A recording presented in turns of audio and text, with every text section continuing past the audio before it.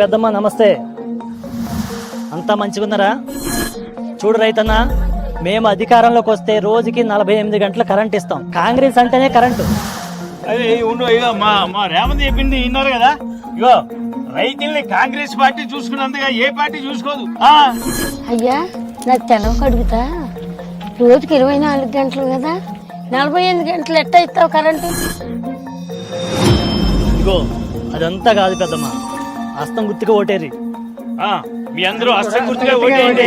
ఎందుకు అడక తిండికా? సావననే వస్తాను కానీ అస్తం గుర్తుకే ఓటయ్యాను. కారు వస్తేనే మా కడుపులు నిండుతాయి, మా కేసీఆర్ సార్ వస్తే మా పంటలు పండుతాయి. 60 ఏళ్ల దోపిడి వద్దు, 10 ఏళ్ల అభివృద్ధే ముద్దు. Download ShareChat.